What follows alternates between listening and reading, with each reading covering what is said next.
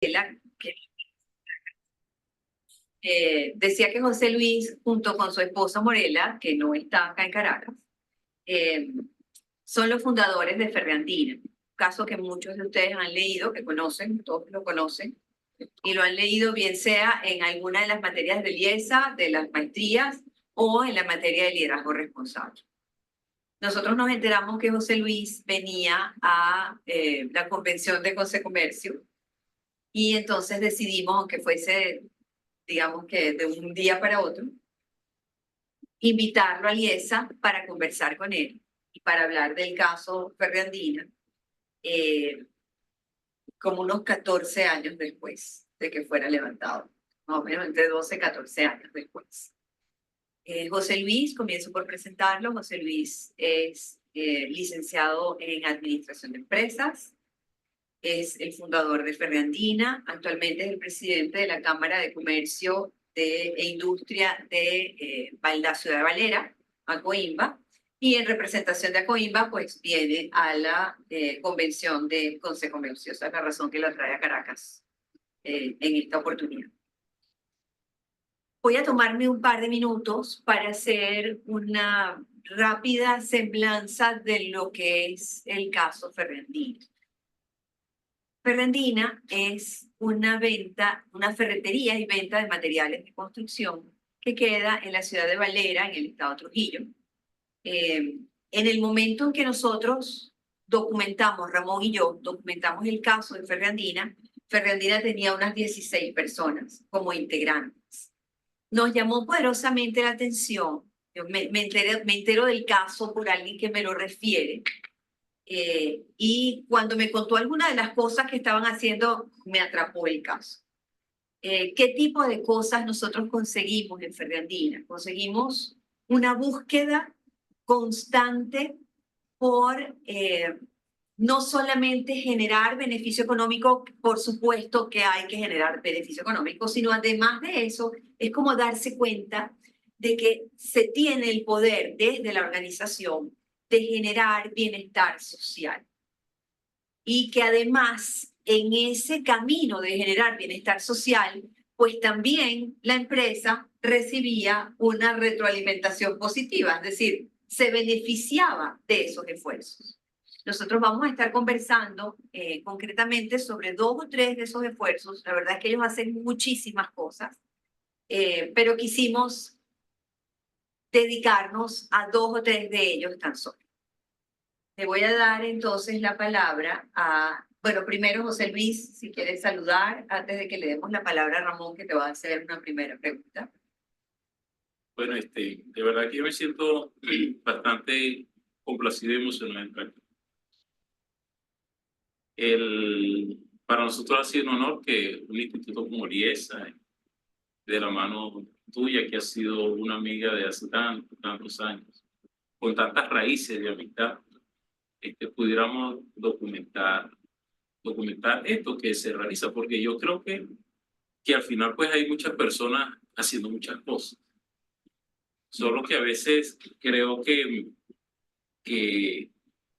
no se documenta lo suficiente.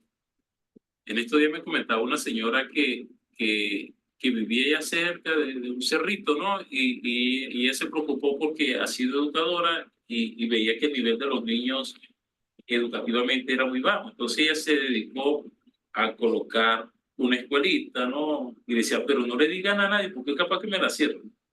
Y entonces, ¿cómo aumentar su nivel académico? ¿Cómo hacer esto? Y así desde personas que se dedican a formar valores deportivos, valores culturales. O sea, hay muchas organizaciones y hay muchas personas que procuran hacer esto. Cuando pues uno siempre tiene que tener como, primero, un objetivo en mente. Y ese objetivo hay que ponerlo mucho de la mano de Dios para que Él bendiga lo que estamos haciendo. Es decir, que nosotros hagamos algo que sea útil a la sociedad. Porque hacer dinero, pues cualquiera hace dinero, ¿no? Pero hacer dinero y ayudar sí es como algo valioso. Y en esos casos que tú mencionas, pues nosotros tenemos recuerdos muy bonitos. El caso de Ramón, hablando de Ramón, que ya no está escuchando, no, Ramón era como nuestro empleado, como el ejemplo, ¿no? Como la luz que nos hizo hacer esto, porque cuando ese Ramón Rangel, un día que comenzamos a trabajar en Ferrandina, pero el equipo de hacer las ventas, de lograr los objetivos, de yo quiero ganar mercado, de yo quiero ofrecer el nuevo producto, ofrecer el mejor servicio, eso te lleva a presionar mucho el equipo. Y yo recuerdo que este Ramón un día me decía, no, patrón, yo me voy a quedar acá en el negocio porque es que me queda lejos de mi casa. Yo ni sabía que de lejos vive en Monay, pero el hecho era que nosotros salíamos tarde del trabajo y cómo se desplazaba él. Pero un día él me cuenta, es que yo también dejo unos niños allá y dejar los niños pues es complicado, ¿no? Me extraña, muchachito. Yo decía una vez, pero Ramón, pero no sé, pero ¿cómo te puedo yo prestar el camión y tú vas y vamos a planificar qué hacemos, ¿no? Pero entre ese enlazar, el yo hacer un servicio, el yo ser la mano de Dios con alguien, pero también hacer que esa actividad sea rentable. Entonces yo conseguí hacer rutas donde me traía arena, donde me traía bloques, y se volvió una actividad muy rentable. O sea, yo lo ayudaba a él y lo que él me retribuía era muy rentable para el negocio. Pero un día de tanto esto, mira, pero en Monay, pero es que Monay como que es peligroso el sitio, decía. Yo un día decidí irme en la camioneta y buscar dónde era que vivía Ramón en Monay. Y cuando llego allá a un sitio llamado El Tablón, pues yo creo que ese fue el punto de quiebre para nosotros comenzar a hacer esto. Yo creo que es que Dios te muestra las cosas, ¿no? Y cuando llegamos allá era, Ramón vivía en un terreno allí con, bueno, no sé, con un espacio de 5 por 5, no sé. Ahí vivían todos y eran 8 niños que tenían. Y ahí estaban todos amontonados y Ramón, ¿dónde cocinas tú? No, allá leña y el baño, no, allá un hueco. No, yo me vine pensando, ¿y qué vamos a hacer con esto? Porque hay que hacer algo. Entonces le dije yo, Ramón, no, nada, vamos a buscar aquí una persona que te ayude a hacer una casa. Y comenzamos eso, ¿no? De mirar es que cuando me ponía a revisar los casos de uno por uno, ninguno tenía casa. Y personas que trabajaban mucho. O sea, que si no tenían capacidad de repente para organizar su vida era otra cosa, pero de que trabajaban, de que eran honrados, de que eran buenas personas, lo eran. Y cómo hacer, cómo nosotros utilizar esas capacidades de ellos también para que se beneficiaran. Entonces yo nunca pienso que yo regalé nada. Yo lo que hice fue como hacer que esa fuerza, ese poder interno de ellos lo usaran para crecer como familia. Bueno, Ramón al final hizo una madre casa, 4 habitaciones, 3 baños, y cocina, y su baño, y tuvo carro, y el hijo se le graduó en la universidad de ingeniero, ¿no? Y esa familia, pues, tiene un aprecio muy especial con nosotros.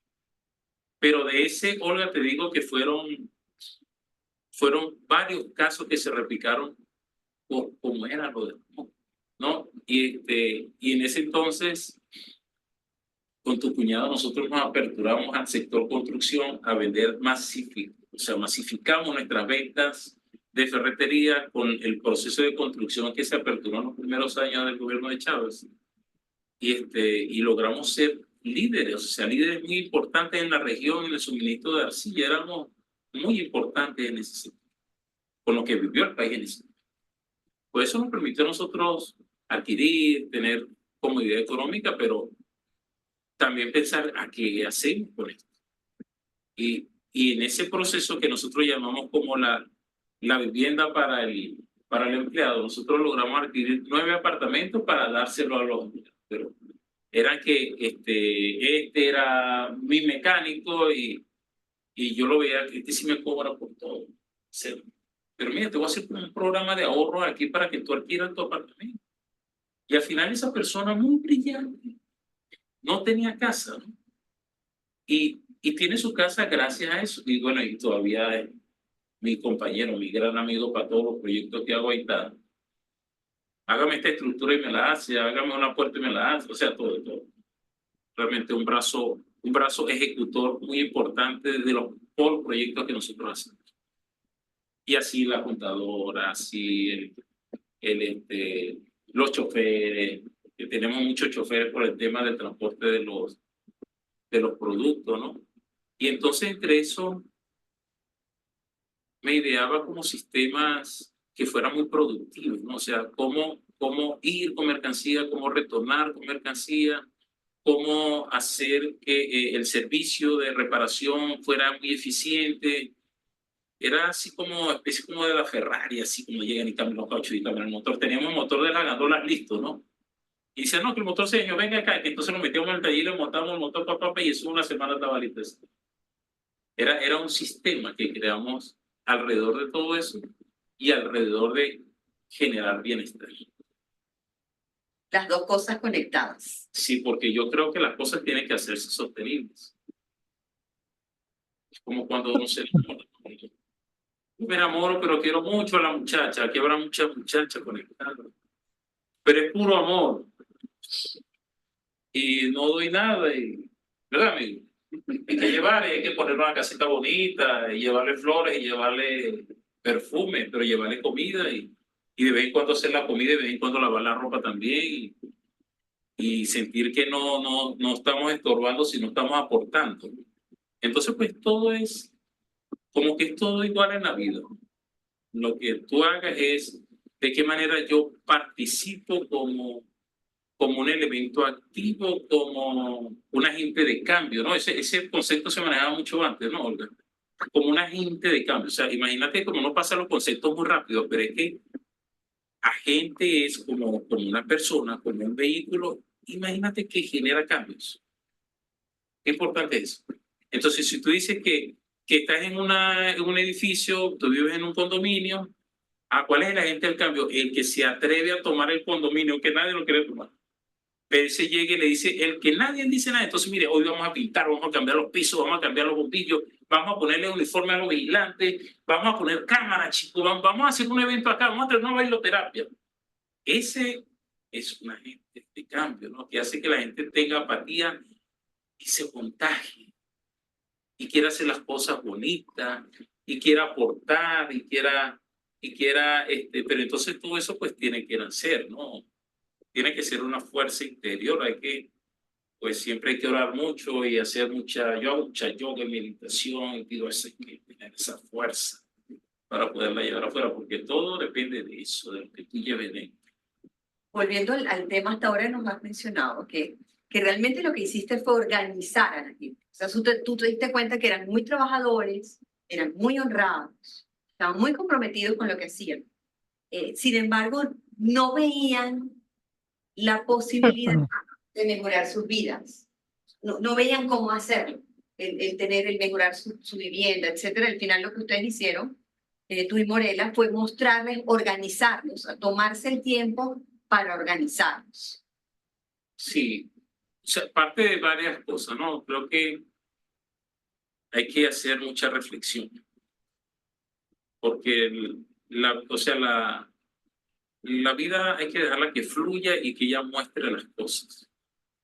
Porque es muy difícil llevar algo como un concepto, ¿no? Bueno, yo voy a hacer esto ¿cómo que se llama? Planificación por objetivo, por todos esos conceptos que existen, que son muy buenos, pero resulta que en eso que tú dices, yo decía, ¿y por qué Ramón no hace esto? O sea, Ramón, yo me daba cuenta de que él decía que, bueno, es lo que hacía era un sancocho y casi se emborrachaba en los domingos porque él decía, tanto trabajar, se cantaba la canción, tanto trabajar y no tengo nada. Yo creo que no, pusiste eso. Tanto trabajar, imagínate esto, ¿no? Tanto trabajar y no tengo nada. Y entonces yo creo que hay canciones que recogen cosas, pero que también marcan el comportamiento. Porque tú dices, tanto trabajo y no tengo nada, pero ¿por culpa de quién? O sea, de la sociedad mía. O sea, decía, no, pero ¿y cómo hago, José Luis, si yo, trabajo, me gano la plata y al final compro lo que le voy a comprar a los muchachos, la comida, y me alcance con un saco de cemento? ¿Qué voy a hacer con un saco de cemento si necesito comprar mi bloque, 80 cabillas, el techo para hacer las cosas? Entonces, es ver esa medida cortoplacista. y no tener la capacidad de decir, no, pero es que tengo que ahorrar, ¿no? O tengo que buscar financiamiento, o tengo que buscar un apoyo. Eso no, ese concepto No lo manejo. manejo. Pero indudablemente que los talentos de ellos, cuando tú los pones al servicio de las empresas y cuando tú haces que eclosione todo ese amor y esa apatía y esa conexión entre el equipo de trabajo, tú logras maravillas. Entonces nosotros logramos hacer, yo cosas ahí que me pongo a veces a reflexionar con Morel y decía, pero ¿cómo nosotros hacemos todo esto? Es increíble todo lo que hacemos. Despachamos todos los bloques de todos esos edificios de los 4 o 5 compañías que estaban trabajando allí. ¿Cómo hacíamos? ¿Cómo logramos eso? Bueno, o sea, nos proponíamos objetivos, los hacíamos medibles y en ese momento en que te proponen los objetivos, empiezan a llegar como las ideas. El universo dice que se vuelve compinche contigo, ¿no?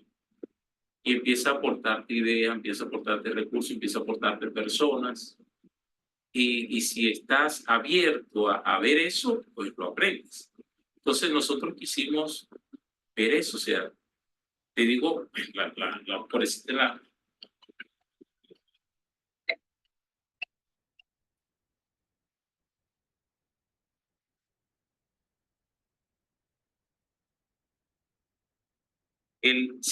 si estamos nosotros conectados con nuestros objetivos, entonces empiezan a llegar la forma cómo hacer las cosas. Empieza o Dios, o la Virgen, o la divinidad, o como quiera, o el empeño de hacer las cosas como quiera la gente, porque tú sabes que ahora la gente se enreda así. Dios, empieza uno a ver el camino. Es como tener el mapa, como que yo nunca había venido para acá o algo, pero tú me mandaste el mapa, el Google Map, y ahí llegamos a Roma. Pero si no tenemos una dirección, es muy difícil llegar a los objetivos. Hay que tener dirección, y Dios, la vida, los amigos, nos empiezan a aportar los elementos para llegar a la meta. Ramón. Ramón, ¿cómo que lo mismo?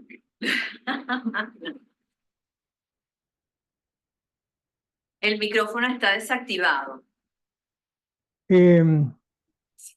Mira, cuando yo comencé a escuchar a Olga hablar de esa empresita perdida por allá en Valera, de Fergandina, Olga era alumna mía. Y me pareció muy interesante. Y le dijimos, vamos a apoyarte para que vayas hasta allá. Dimos unos viáticos modestos y se fue hasta allá por 2 o 3 días. Y comenzó a escribir, a entrevistar, a escribir el caso de Fergandina. Cuando yo comencé a leer el material, hubo un detalle, un simple detalle que me llamó la atención. La cartelera. Eso es una cartelera, una pared de la empresa, porque descubrieron que algunos empleados no saben leer, o algo así. Hay muchas maneras de escribir un caso. Siempre un caso, cuando uno se escribe un caso, distintos autores pueden escribir el mismo caso, el mismo tema, el mismo caso, desde distintos puntos de vista.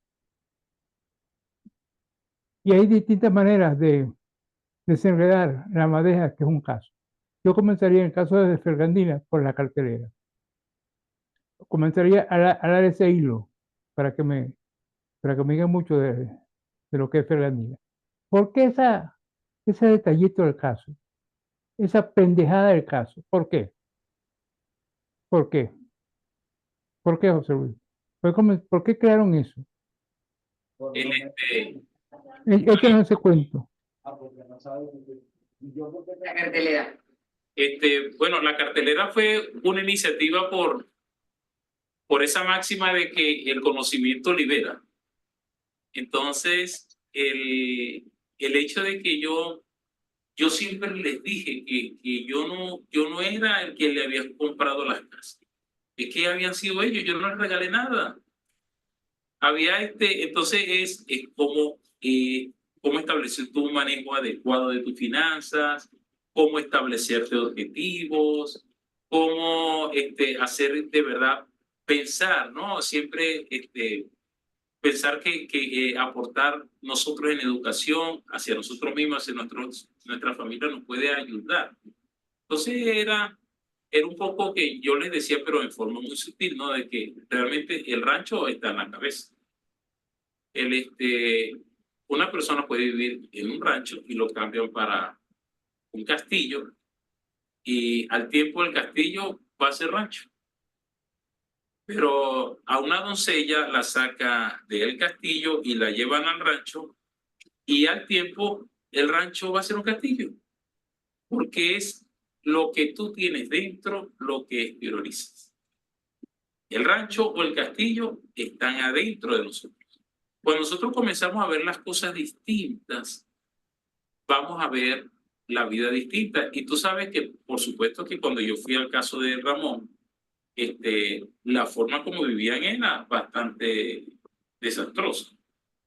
Pero yo no miré eso como una manera de yo como alejarme de ellos, sino más bien como una manera de involucrarme y decir, vaya, pero es que, ¿y si podemos hacer el cambio? Y Chabela, la esposa de Ramón, hace las arepas más ricas que yo he comido. Y siempre que va me lleva así un montón de arepas. Entonces y como esos muchachos casi todos se graduaron. Esa familia se transformó. Y yo estoy seguro que los nietos de él o los hijos de él, pues, van a tener un material genético diferente. Entonces, la cartelera venía Pero, por eso. perdón, José Luis, perdón. Pero ¿para qué estás apostando por gente tan básica? ¿Por qué no metieron gente que supiera leer y escribir?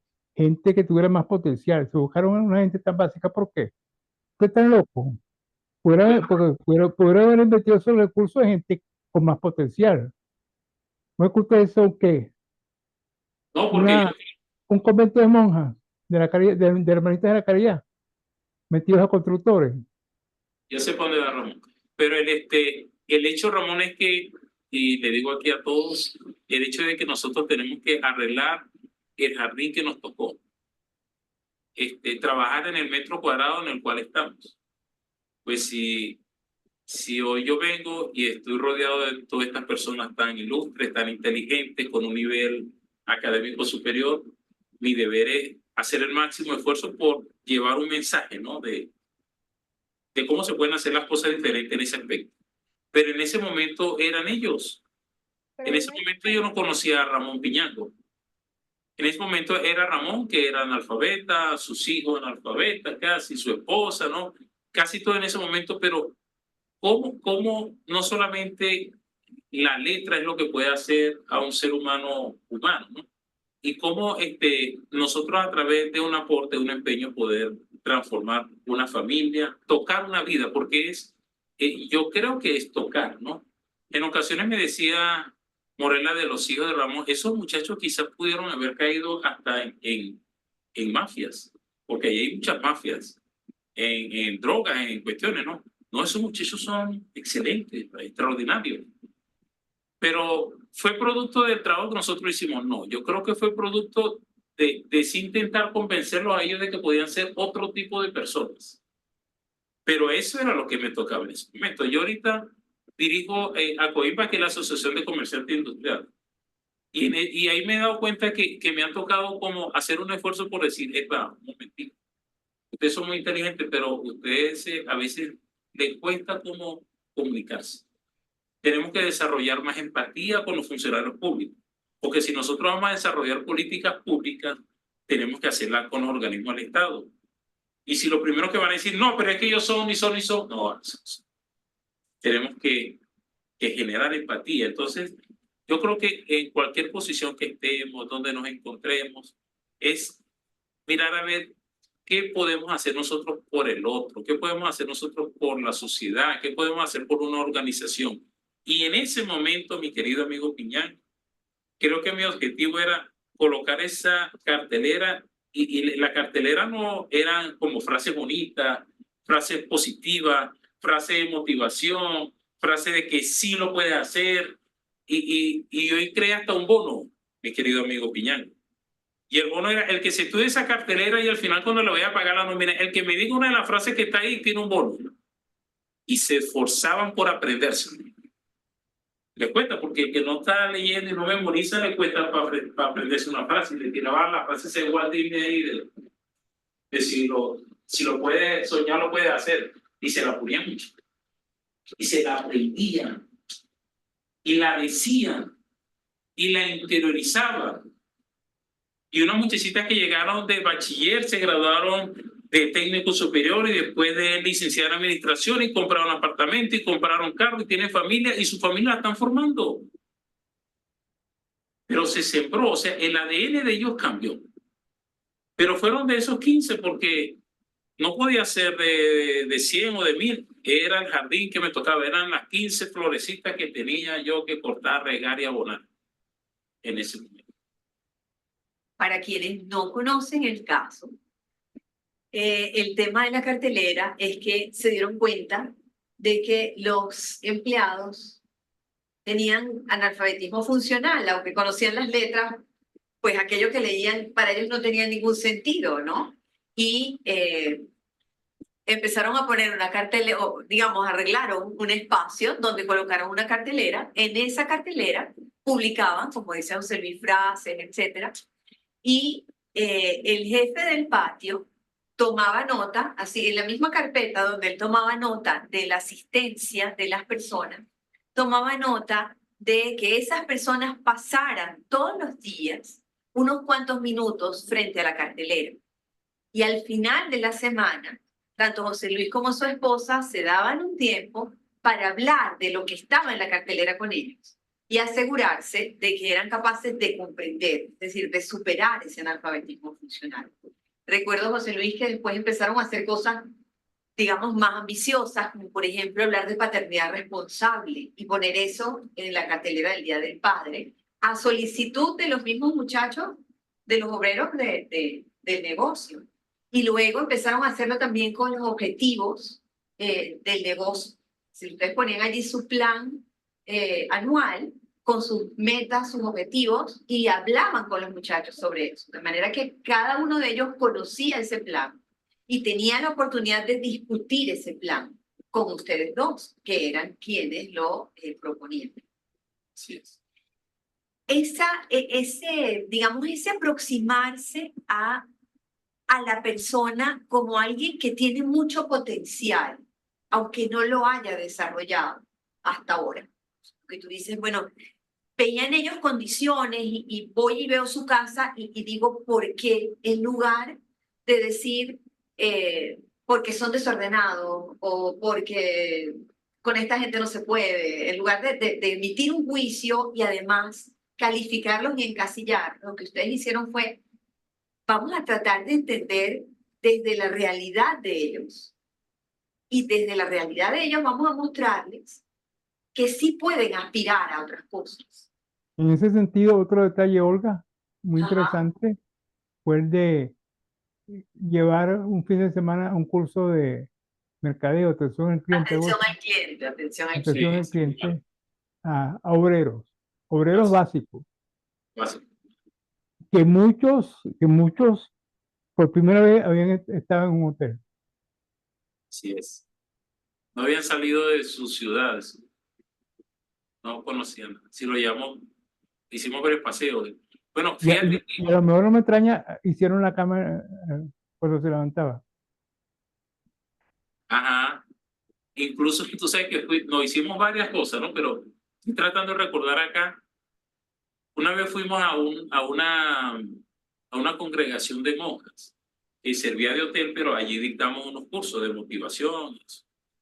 Pero tú sabes cómo son las monjas. Dicen las monjas, bueno, después de comer, todos van a lavar, cada uno va a lavar su plato acá. Y aquí tienen todo.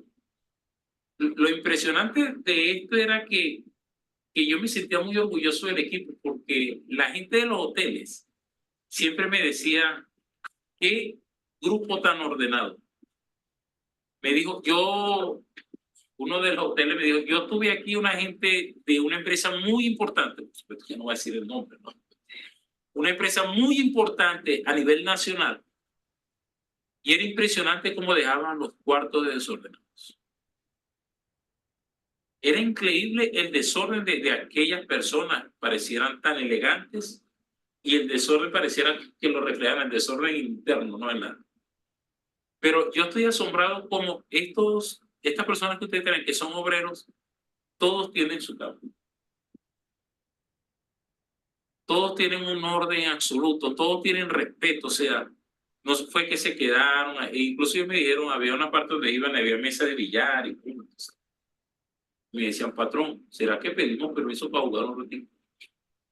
Bueno, yo ya hablaba, entonces sí, vamos a darle permiso, pero todo con el respeto, nunca hubo problemas, nunca hubo discusiones, ¿no? Siempre los llevamos a Mérida, fuimos al observatorio, entonces fueron muchas vivencias, ¿no? Vivencias bueno, que ha hecho que Ferrandina permanezca y haya pasado por tiempos muy complicados, porque para nadie es un secreto los problemas que hay de falta de poder adquisitivo, de falta de crédito bancario, de contracción de la economía, contracción de la demanda.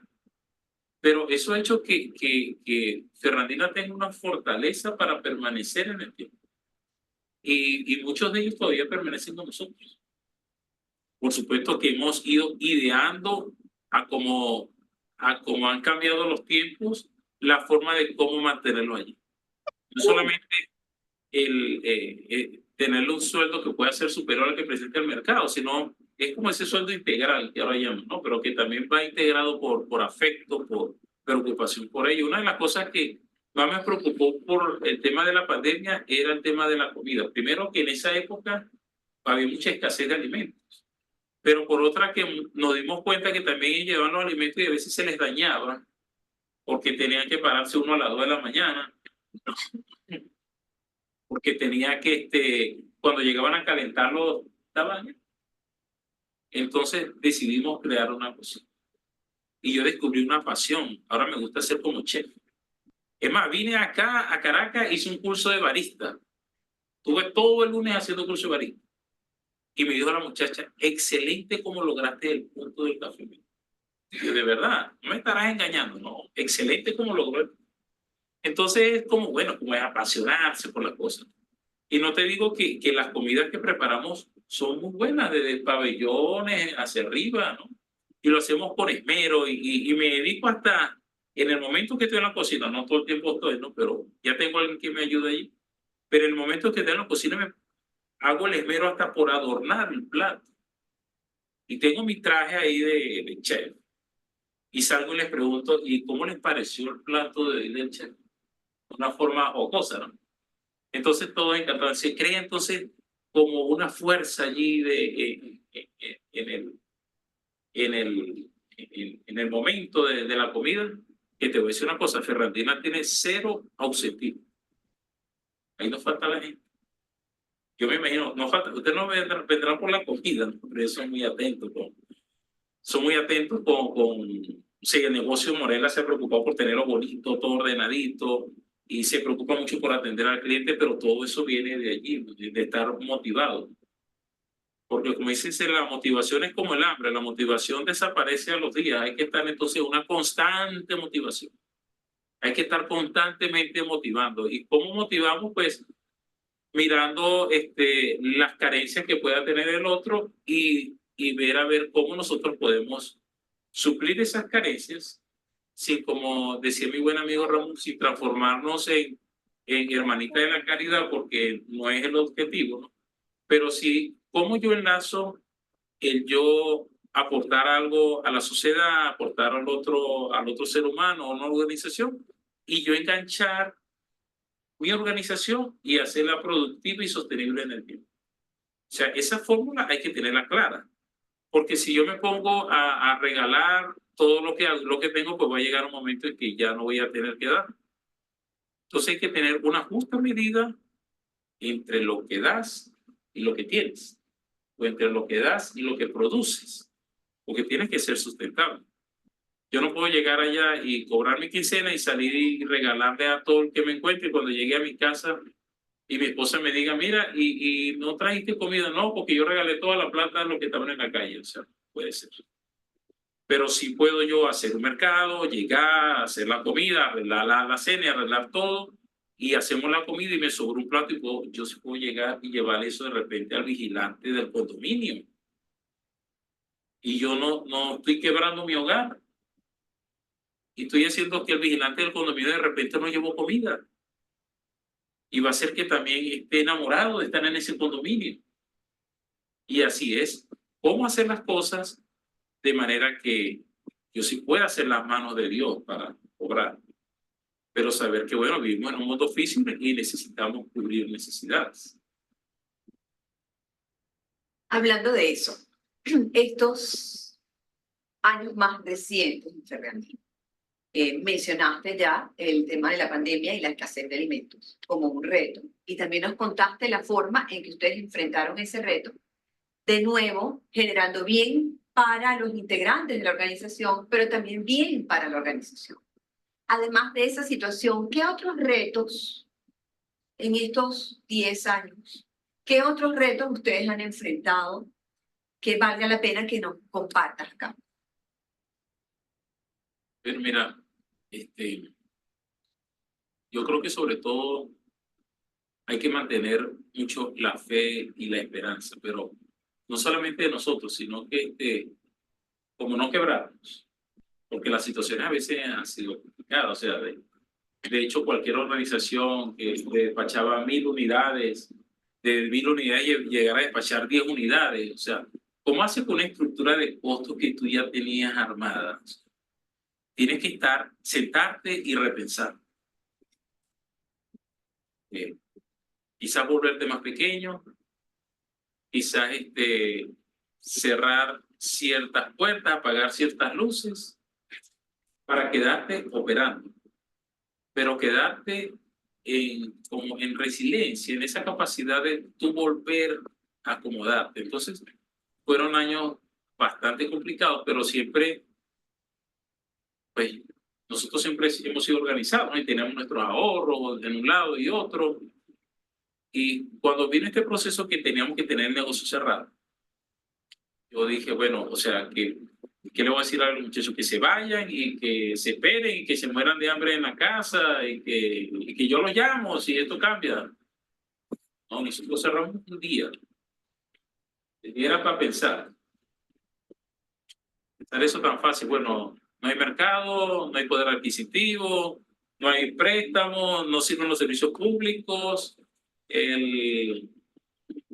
tenemos que estar cerrados, hay una enfermedad, hay una pandemia, ¿qué hacer? No, entonces tenemos un proyecto, vamos a desarrollar este proyecto que se llama Centro Comercial San Miguel. Y le dije, Morena, yo tengo aquí unos recursos que puedo planificar y trabajar 1 año, 2 años con ellos, sin que realmente podamos generar riqueza ahí en el negocio, pero vamos a trabajar y compramos material y empezamos a ejecutar porque ya Pedro Rojas, recuerda, ya me había hecho el proyecto y empezamos la ejecución del proyecto. Eso me permitió levantar este edificio y tenerlo casi a un 60-70% de la obra en época de pandemia. Nos permitió entonces conseguir ahora otro objetivo, que era levantar un edificio, que era llevar comida no solamente al obrero, sino también a la mujer y a los hijos que estaban esperando en la casa, y mantener una esperanza. Ninguno de ellos se fue. Ellos están allí.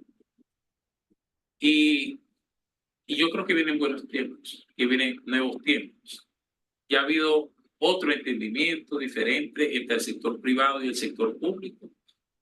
Ya nos escuchan más. Ya podemos incidir más en políticas públicas. ¿Y qué es esto? Y hablando de esta parte macro. Cuando nosotros luchamos por mejorar el ecosistema de las empresas pueden crecer.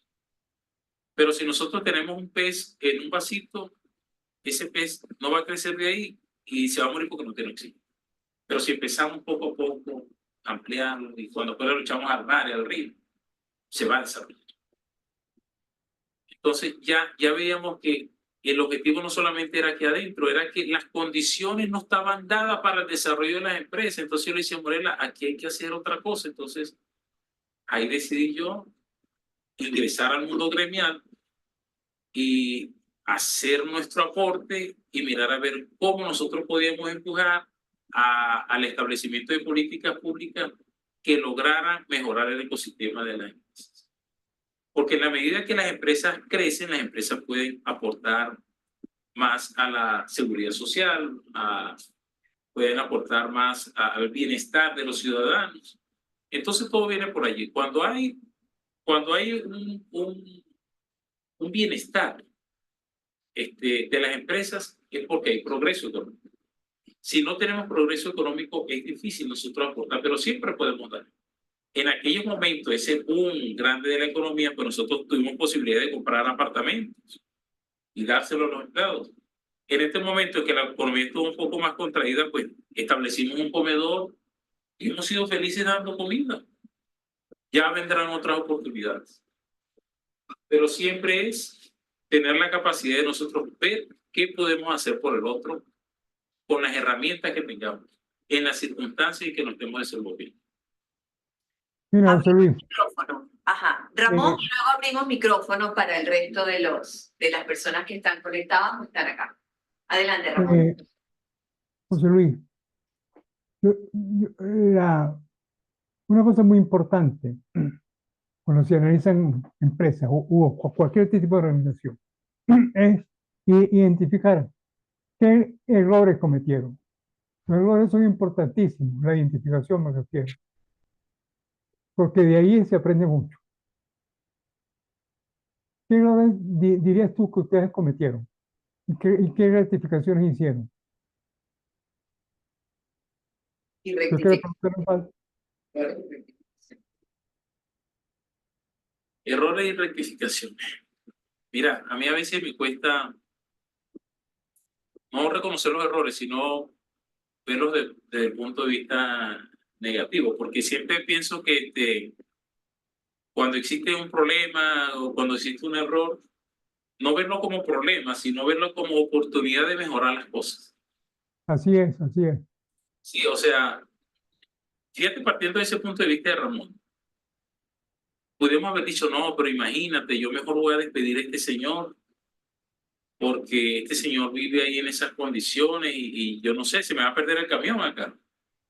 En vez de pensar en el activo, en el bien, decidimos decir, ¿qué puedo hacer yo frente a esto?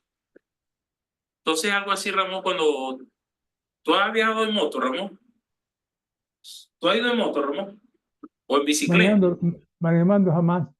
Si tú vas en una bicicleta y tú ves un hueco, Sí. pero imagínate que tú vayas en una bicicleta y tú ves un hueco y dices, ahí está un hueco, ahí está un hueco, ahí está un hueco, ahí está el hueco. Pero si tú ves el hueco y ves que puedes una alternativa de irte por aquí o por allá, tú no vas a ver el hueco, vas a ver las posibilidades múltiples que tiene la vida de tú buscar solución a un conflicto. Entonces, cuando nos planteamos que no podemos plantear, no, pues yo podría ponerme a recordar el hecho del transporte, el inadecuado control, por ejemplo, del transporte hacia que una empresa quiebra. Pero yo estaba encima revisando los procedimientos. O sea, yo sí iba y miraba a ver cómo podía ayudar a Ramón, pero yo iba y miraba cómo Ramón puede ser más eficiente en el manejo del vehículo. ¿Cómo podía hacer la unidad que yo le prestaba a Ramón, hacerla más rentable? Y siempre veía una de las cosas porque tuve unas sociedades que tuve como unos fracasos, y yo decía, en esos fracasos era que yo no tomaba como las riendas o no buscamos como establecer objetivos claros con lo que estábamos haciendo. Cuando una empresa uno determina que tenemos que ser rentables, pero aparte de ser rentables tenemos que hacer una actividad social. O sea, no podemos solamente generar dinero y olvidarnos de las necesidades humanas, pero tampoco podemos ver las necesidades humanas como el problema. A veces yo recuerdo la canción esa de Ali Primera que decía como que arriba se queda la mujer preñada y abajo se va el hombre a donde está el explotador. Entonces había una estima de decir, no, pero es que arriba está el hombre que sufre y abajo está el hombre que explota, y que porque ese hombre explote, el hombre está allá en el cerro, y tiene la mujer preñada, y tiene los hijos que sean millonarios en lombrices, y todas esas cosas. Una canción que uno se contagiaba en bachillerato para cantar, pero que esconde una estigmatización de la realidad, porque es que no se refiere solamente de que exista el hombre explotador o el hombre que se deja explotar. Es nuestra visión de ver las cosas. Porque si nosotros vemos, de barrios peligrosos han salido hombres ilustres, hombres que han aportado mucho a la sociedad, hombres que han cambiado el destino del mundo. Pero también de lujosas organizaciones han salido seres que solamente han hecho daño a la sociedad. Entonces no se trata del lugar, se trata de lo que tú lleves dentro y lo que tú puedas hacer con los elementos internos a aportar por un cambio exterior. Abrimos entonces el micrófono. Levantan la mano, quien tenga alguna pregunta o comentario que hacer. Yankiel, te escuchamos.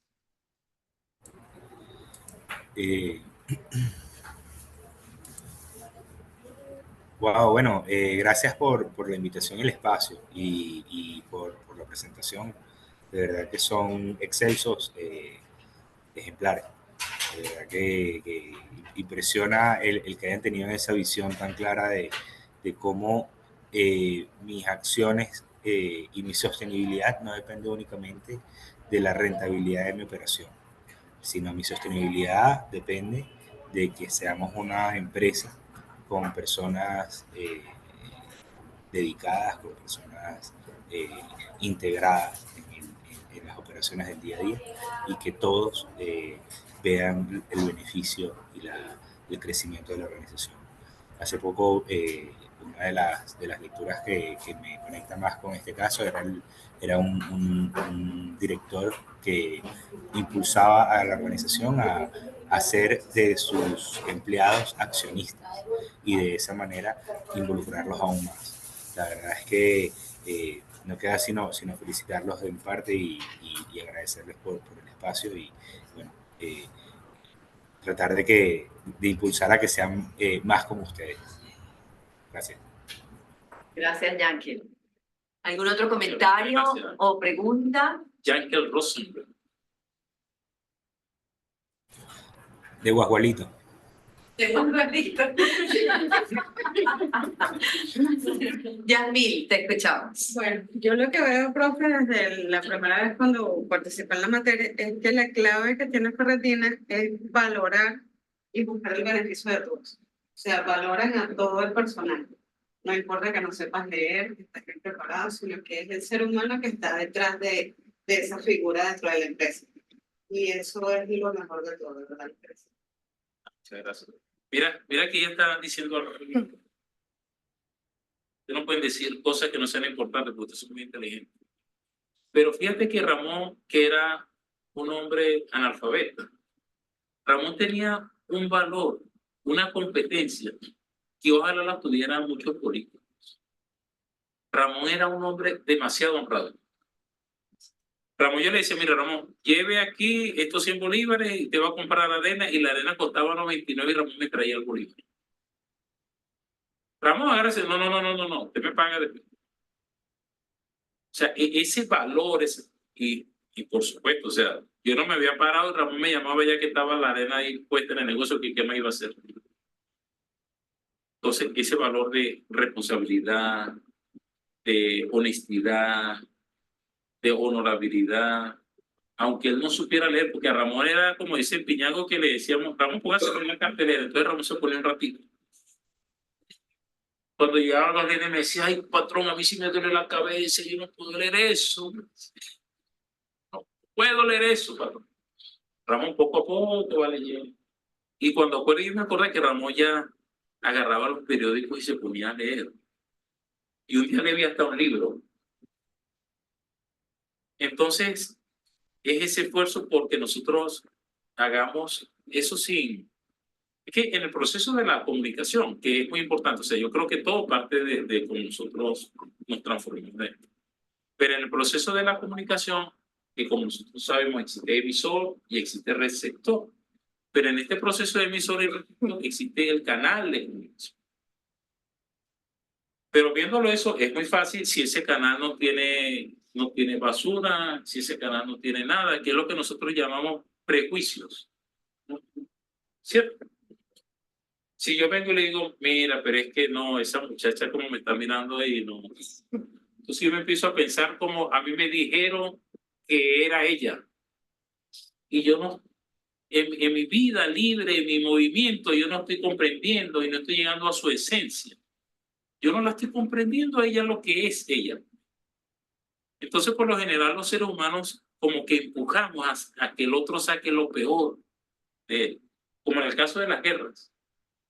Un hombre sería incapaz entonces en esa Alemania nazi, cuando no había la guerra, de faltarle el respeto a una dama. Pero después el soldado tenía como las atribuciones para violarla y hacerle daño. Entonces, ¿cómo eso está todo dentro? O sea, que nosotros siempre tenemos la posibilidad de hacer el bien o hacer el mal. Siempre tenemos la posibilidad de establecer dos caminos. Pudimos, Olga, haberle dicho a Ramón, bueno, que Ramón se las arregle, y él lo mandó a tener 8 hijos y a no leer y a no estudiar, que las arregle. O pudimos haber tomado el camino, pero esos 8 hijos de Ramón pueden ser mis hijos, mis hermanos, mis primos. ¿Cómo hago yo para transformar la vida de esa familia?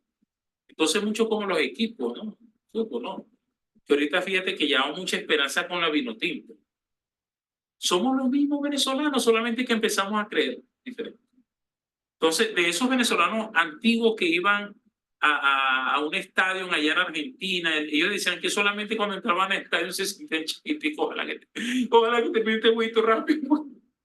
Ahora no, ellos quieren sentirse y competir. Y viste cómo Bello le hizo ese gol tan hermoso a Brasil. ¿Me entiendes? Entonces, no las creímos. Pues así es la vida, hay que creérselas. Por supuesto que hay que trabajar. Nosotros no nos vamos a poner como no va a competir la muchachita esta del salto largo, entonces vamos a decir cualquiera de nosotros, no, nosotros vamos, nos traemos esa medalla, vamos a practicar 1 o 2 semanas. Hay que trabajar en el objetivo. Pero hay que proponer ese objetivo y también revisar cuáles son los talentos. Es muy importante revisar nosotros y decir, Dios me dio a mí estos talentos, yo voy a ponerlos al servicio de la sociedad, al servicio del ser humano, al servicio de mi organización, porque no todos somos buenos en las cosas. Yo te había dicho el caso de Figueroa, ¿te acuerdas? Tú sabes que Figueroa, los muchachos se le graduaron. Figueroa es un hombre, tú lo vieras, o sea, un tipo exitosísimo, un obrero.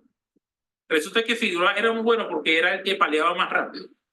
Pero en la medida que fue creciendo la organización, yo compré un mini chover. Entonces decía, mira, este es muy perezoso, pero vos sos muy rápido paleando, pero el mini chover te gana a ti porque era una sola palada hecha medio metro. Me bromeaba. Entonces es como descubrir los talentos y ayudar a los demás a que descubran sus talentos. Criticando, nosotros no hacemos nada. Pero sí es muy importante autocriticarnos. O sea, tenemos que ser muy severos con nosotros mismos, con nuestros pensamientos, con nuestros sentimientos. De eso sí tenemos que ser severos nosotros. Pero tenemos que ser muy benevolentes con el otro, con el error ajeno, porque nosotros no somos quienes para juzgar. Ni siendo jueces somos quienes para juzgar. Gracias, José Luis. Abrimos para una pregunta más, antes de cerrar, si hay alguna pregunta. Allá está aquella muchachita mirándonos, pero no. Bueno, muchísimas gracias, José Luis, por haber venido hasta acá. Muchas gracias a quienes se conectaron, a quienes están aquí, por haber respondido tan rápidamente a esta invitación. Gracias, Ricardo. Y será hasta la próxima. De nuevo, muchísimas gracias. Seguimos muy pendientes de la evolución de Fernandina, porque esta historia no se cierra. Esta historia tiene todavía mucho futuro. Sí, estamos haciendo algo que se llama Café el Venerable, en honor a José Gregorio Hernández, porque somos un estado con una gran vocación en el turismo religioso. Cuando esté abierto el venerable, vamos a invitar a Piñano por brindar. Bueno, la muchacha aquí para la foto, entonces la despedida. Muchas gracias. Un saludo para todos. Gracias.